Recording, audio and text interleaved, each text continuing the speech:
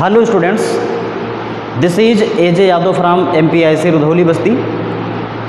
बच्चों, आज हम इंटरमीडिएट का एक बहुत ही सुंदर टॉपिक ट्रांसफॉर्मेशन शुरू करने जा रहे हैं। यह आपके बोर्ड परीक्षा में 2 अंकों के साथ आपके प्रश्न पत्र में दिखाई देता है। आज हम इस टॉपिक का पहला अध्याय यानी ट्रांसफॉर्मेशन का जो आपका पहला अध्याय होता है, use and removal of adverb too TOO। इस TOO नामक एडवर्ब को किसी वाक्य से कैसे हटाया जाता है और यदि किसी वाक्य में नहीं है तो इसे कैसे लगाया जाता है, इसी को आज हम सिखाने जा रहे हैं। आपके परीक्षा में इस प्रकार का वाक्य दिया रहेगा, देखें लिखा रहेगा, Ram is too poor to buy a car. Ram is too poor to buy a car. बच्चों, TOO का प्रयोग वहाँ होता है जहाँ हम कोई बात बहुत ज़्यादा अवांछनीय स्थिति में प्रस्तुत करते हैं तो TOO का प्रयोग होता है। कहने के तात्पर्य, यदि कहा जाए कि राम गरीब है तो लिखेंगे राम इज पुअर। राम ज़्यादा गरीब अगर है तो लिखेंगे राम इज वेरी पुअर। लेकिन अगर लिखा है राम इज टू पुअर तो इसका तात्पर्य ये हो गया कि वह इतना गरीब है जितना उसको नहीं होना चाहिए।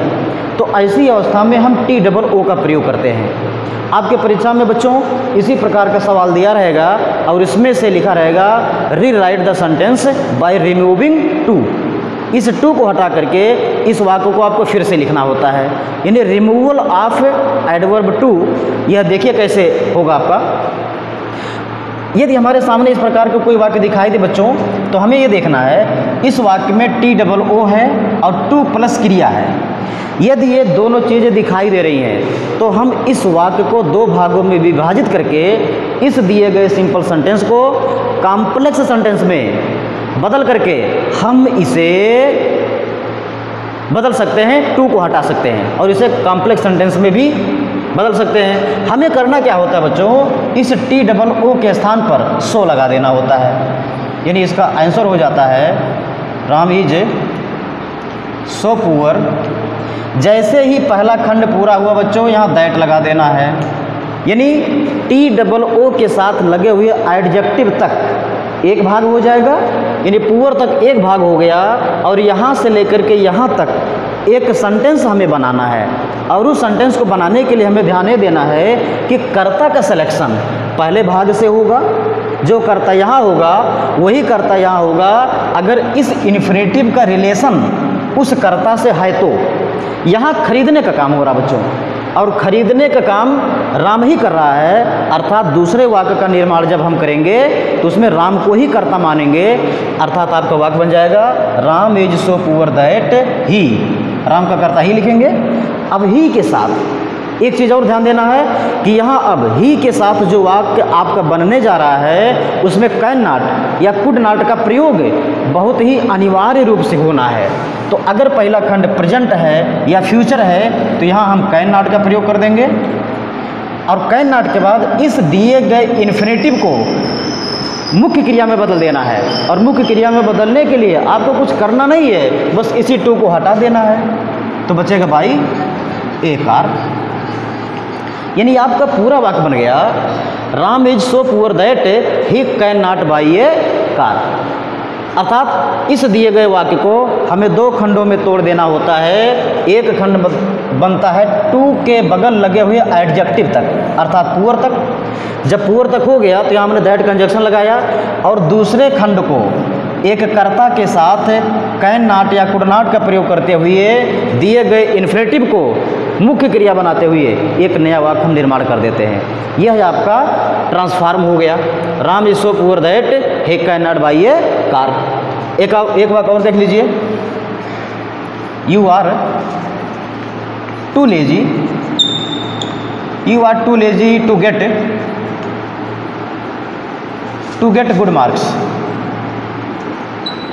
You are too lazy to get good marks. यहाँ देखिए बच्चों, अच्छा अंक पाने की बात हो रही है और अच्छा अंक पाना या ना पाना का काम कौन कर रहा है? यू कर रहा है। इसका मतलब ये हुआ कि यहाँ जो दूसरा खंड निर्मित होगा उसमें कर्ता यू ही रहेगा, ये तो पक्का है। तो इसका देखिए परिवर्तन बन जाएगा यू आर सो लेजी के बाद दैट लगा दीजिए। यहाँ तक आपका पहला खंड बना। अगले खंड में हमें कर्ता का सिलेक्शन करना है यू, और कैन नॉट का प्रयोग फिर कर दीजिए। You can not gate good marks, यानी तुम इतने आलसी हो कि तुम अच्छे अंक नहीं पा सकते हो। बच्चों ये रही आपकी पहली दशा। जरा दूसरी दशा पर हम गौर करें। पहली दशा में आपने ये देखा कि इन्फिनेटिव का रिलेशन पहले खंड के कर्ता से होता था, तो पहले खंड से हम कर्ता उठा लेते थे।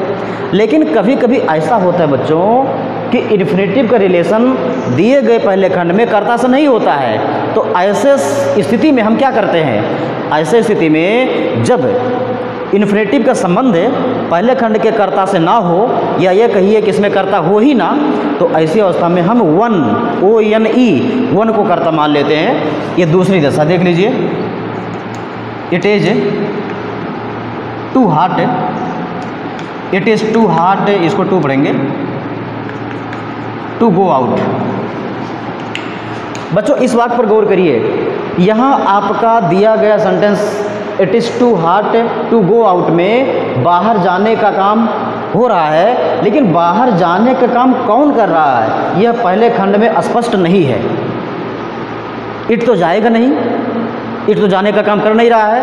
ऐसी अवस्था में जब हमें कर्ता ना दिखाई दे तो हम दूसरे भाग में वन को कर्ता बना देते हैं, अर्थात इसका जो रूप परिवर्तन हो जाएगा वो हो जाएगा it is so hard that one.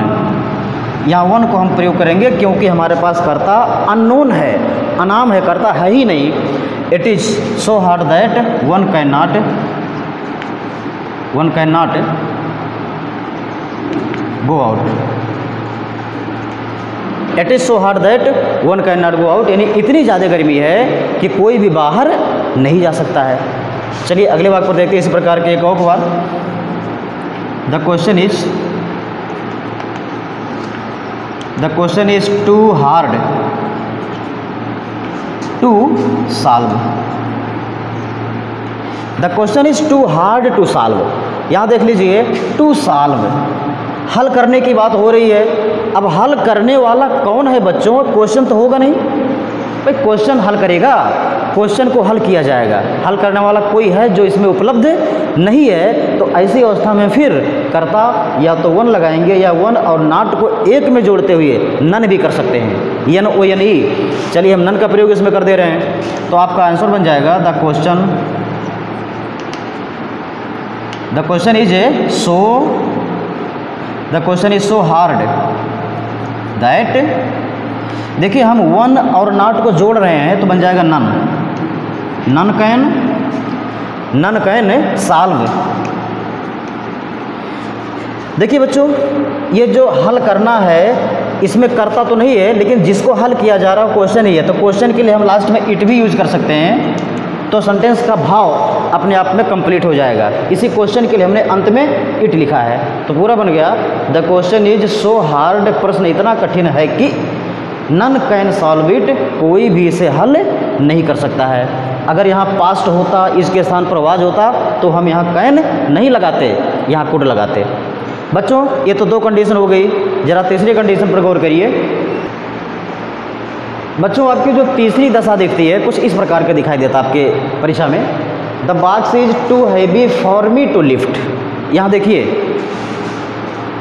Lift माने उठाना होता है, उठाने का काम कौन कर रहा है ये इस कर्ता से तो नहीं पता है, लेकिन इस फॉर मी से पता चल रहा है कि आई इसमें उठाने का काम कर रहा है। तो इसका मतलब ये हो जाएगा कि फॉर मी को हमें सब्जेक्ट रूप में कन्वर्ट करना पड़ेगा, और जब इसका सब्जेक्ट के रूप में लाएंगे तो ये हो जाएगा आई, अर्थात आपका इसका आंसर बनेगा the box is so heavy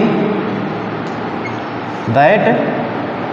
ध्यान दीजिए बच्चों, हमें कर्ता का सिलेक्शन अब इसी में से करना है। फॉर मी है तो आई हो जाएगा, अगर फॉर हिम होगा तो ही हो जाएगा। यहाँ हम लिख के बता दे रहे हैं, यदि फॉर हिम है तो ही हो जाएगा, यदि फॉर हर है तो सी हो जाएगा, यदि फॉर देम है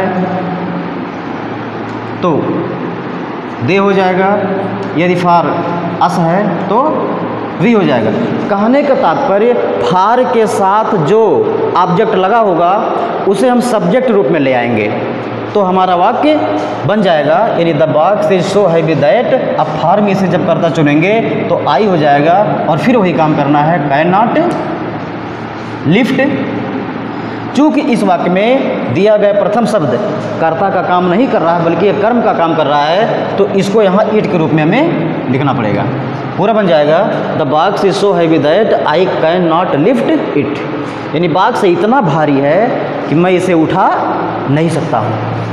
एक वाक्य और देखते हैं, the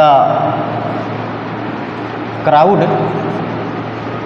CROWD, the crowd was too large for the police to control. The crowd was too large for the police to control. अब इसमें देखिए कंट्रोल करने की बात, कंट्रोल करने का काम जो कर रहा है वो पुलिस ही है। इससे सिद्ध होता है या इससे तय होता है कि हमें जब इस वाक्य का निर्माण करना है तो दूसरे खंड में कर्ता को पुलिस के रूप में प्रयोग करना होगा। अर्थात आपका आंसर हो जाएगा the crowd is so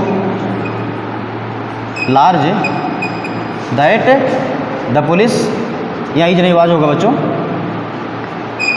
the crowd was so large that the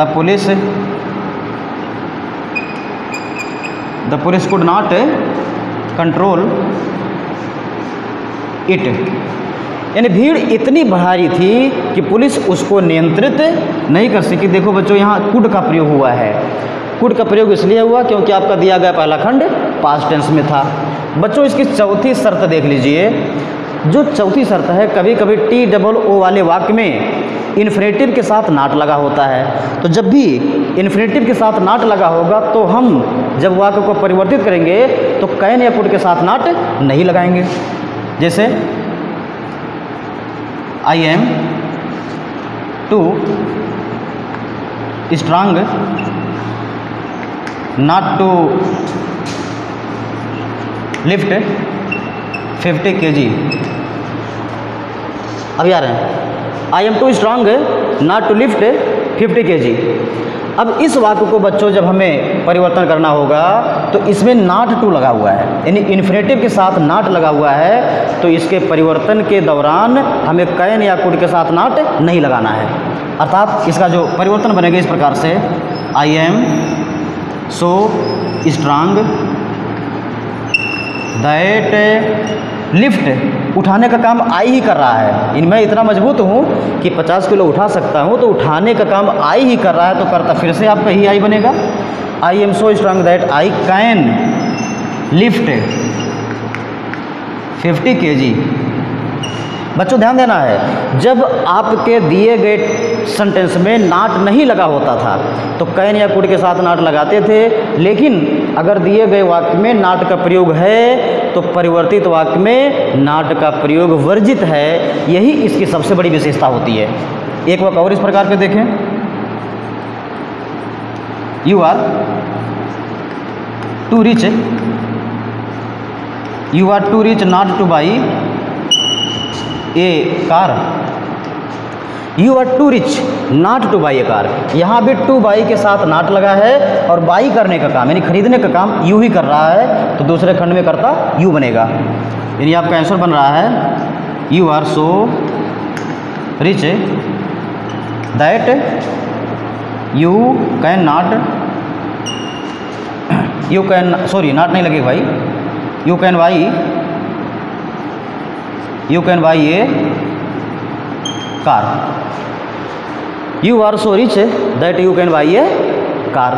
ये तो बच्चों समझ में आ गया होगा चौथा कंडीशन। जरा पांचवा कंडीशन पर हम गौर कर लेते हैं। बच्चों पांचवा कंडीशन क्या होता है, कभी कभी TOO वाले वाक्य में दिया गया इन्फिनेटिव पैसिव रूप में होता है। एग्जाम्पल देख लें, लिखा हुआ है the table is too costly to be bought। The table is too costly to be bought, यानी यहाँ दिया गया infinitive to be plus third form, इसे हम इन्फिनेटिव का पैसिव रूप कहते हैं। तो यदि इस प्रकार का दिया गया सेंटेंस इन्फिनेटिव का पैसिव है तो उसे बदलते समय हम कैन नॉट या कुड नॉट का पैसिव रूप लिख देते हैं। बस यही बात है, इसमें कौन सी बड़ी बात है। तो आपका आंसर हो जाएगा the table is so costly that. यहाँ देखो खरीदना नहीं क्रिया, खरीदा जाना, और खरीदा जाना किसको? टेबल को। इसी टेबल को हम यहाँ कर्ता बनाएंगे तो बनेगा इट, टेबल का कर्ता इट होगा। The table is so costly that it can not be,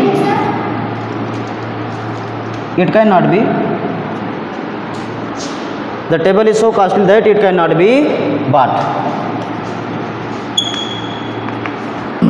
the table is so costly that it can not be bought, यानी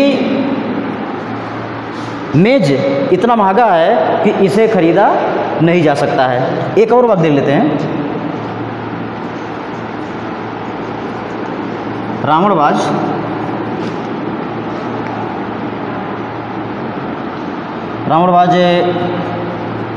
टू स्ट्रांग का लिखें। Ravan was too wicked to be liked, यहाँ be देखिए छोड़ दिए हम। Ravan was too wicked to be liked. अब यहाँ देख ले to plus be plus third form है, यानी यहाँ भी इन्फिनेटिव का पैसिव रूप दिखाई दे रहा है। तो आपको लिखना होगा रावणबाज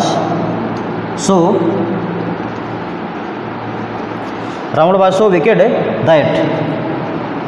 अब यहाँ देखिए चाहा जाना, किसको चाहा जाना? रावण को चाहा जाना, तो रावण का करता हो जाएगा ही, और वाज लगा है तो कुड नॉट लगा दीजिए, कुड लगा दीजिए, नॉट नहीं, नॉट तो लगेगा ही। Ravan was so wicked that he could not be liked, he could not be liked.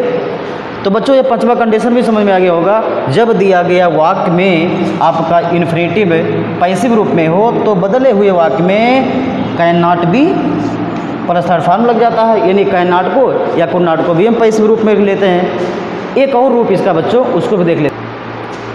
एक और कंडीशन होती बच्चों कि कभी कभी TOO वाले वाक्य में, TOO तो दिया होता लेकिन इन्फिनेटिव इसमें नहीं होता है। तो जब ऐसा होता है वाक्य तो हम इसे दो भागों में विभाजित नहीं करते हैं, इसको हम एक ही भाग में टू को कन्वर्ट कर देते हैं। इसमें करना क्या होता है, यदि इस प्रकार का वाक्य हो जहाँ TOO खाली हो लेकिन टू प्लस क्रिया ना हो, तो हम क्या करते हैं, इस टू को हटाकर या तो ओवर लगाते हैं या एक्सट्रीमली लगाते हैं, एक्सट्रीमली, या वाक्यांत में लगाते beyond the proper limit,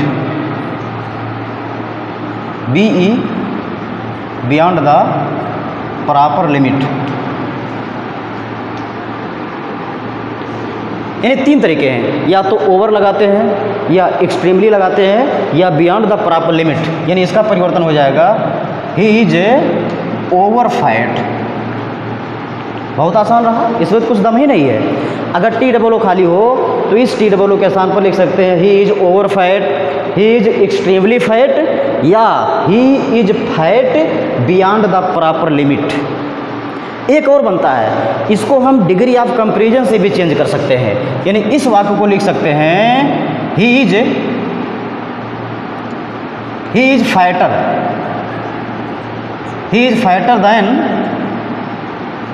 then he should be. बच्चों ये थोड़ा सा टेढ़ा पड़ेगा, he is fatter than he should be, यानी वह उससे ज़्यादा मोटा है जितना उसे होना चाहिए। तो इस टेढ़े सेंटेंस की अपेक्षा आपका ये सेंटेंस आसान है, टी डबल ओ के स्थान पर ओवर कर लो, या टी डबल ओ के स्थान पर एक्सट्रीमली कर लो, या टी डबल ओ को हटा करके वाक्य के अंत में बियॉन्ड द प्रॉपर लिमिट का प्रयोग कर लीजिए, तो आपका टू हट जाएगा और उसका अर्थ भी मिल जाएगा।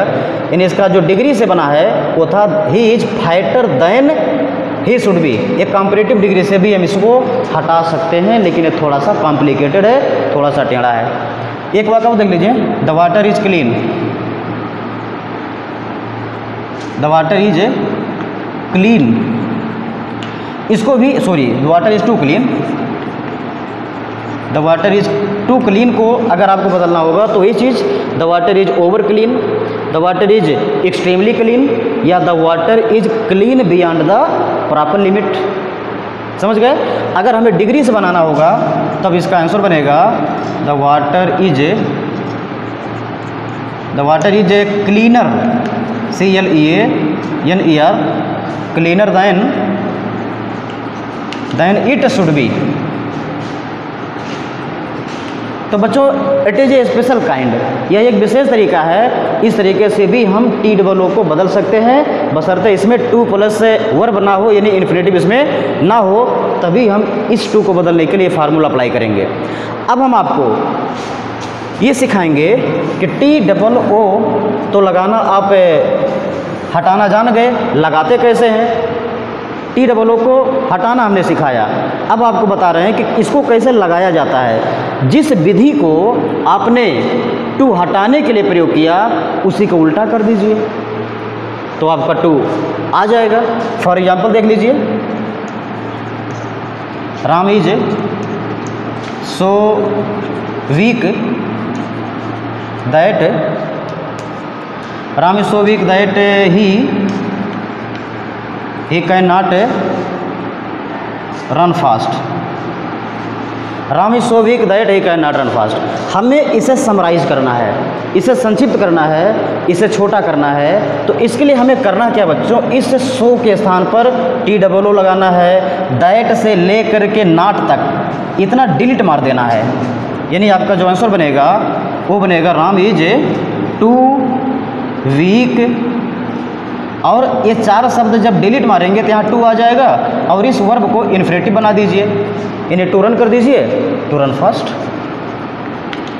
बच्चों जब कर्ता कॉमन होता है तब तो ये फार्मूला लगाया जाता है, लेकिन जब कर्ता कॉमन नहीं होगा, मान लीजिए फार का प्रयोग लगा होगा, यानी यहाँ कर्ता का डिफरेंट होगा तो हमें फार लगाना होगा। एग्जाम्पल देख लें, the lesson is, the lesson is so tough that we cannot understand it, we cannot understand it। अब इसमें से हमें सो हटाना है और टू लगाना है। तो बच्चों देख लीजिए, कर्ता यहाँ कॉमन नहीं है, यहाँ द लेसन है, यहाँ वी है, तो इस वी कर्ता को लाने के लिए हमें फार अस का प्रयोग करना पड़ेगा। अगर आई होता तो फार वी का प्रयोग करते। अभी थोड़ी देर पहले हमने इसे हटाना सिखाया था, अब इसे लगाना सिखा रहे हैं। तब आपका जो इसका आंसर बनता है वो इस प्रकार बनता है, the lesson is too tough, the lesson is too tough. अगर ये कर्ता डिफरेंट ना होता या यहाँ वन का प्रयोग होता, अननोन सब्जेक्ट होता, तो हम सीधे इतना हटा करके और टू लगा देते, लेकिन ऐसी बात है नहीं। तो हमें इस कर्ता को शो करने के लिए फार लगा करके इसका ऑब्जेक्ट रूप लिखना पड़ेगा, तब बनेगा the lesson is too tough, the lesson is too tough for us to understand. अब इस इट को लिखने की कोई जरूरत नहीं है, क्योंकि इस इट के लिए ये लेसन यहां आ चुका है। एक और एग्जाम्पल देख लेते हैं, the book is so cheap, the book is so cheap that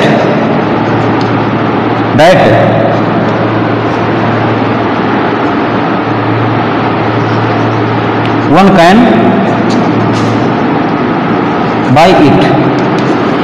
the book is so cheap, किताब इतनी सस्ती है कि कोई भी इसे खरीद सकता है। यहाँ देख लिया कर्ता कामन तो नहीं है लेकिन वन है, तो वन माने भी कुछ नहीं, वन माने अनाम कर्ता। इसको भी पूरी तरह से हम मैनेज कर देंगे, लेकिन यहाँ टेन के साथ नाट नहीं लगा है, इसका मतलब इन्फिनेटिव के साथ आपका नाट लग जाएगा, तो आपका आंसर बन जाएगा the book is too cheap not to buy. The book is too cheap not to buy, यह आपका परिवर्तन हो जाएगा। इसी प्रकार बच्चों जो नियम बताया गया था उसका विपरीत नियम फॉलो करके हम TOO वाक्य में लगा सकते हैं। आई होप आपके टॉपिक समझ गए होंगे। अगले वीडियो में हम कक्षा 11 और 12 के बच्चों के लिए एक और ट्रांसफॉर्मेशन का टॉपिक लेकर के आपके सामने हाजिर होंगे। तब तक के लिए धन्यवाद, टाटा बाय।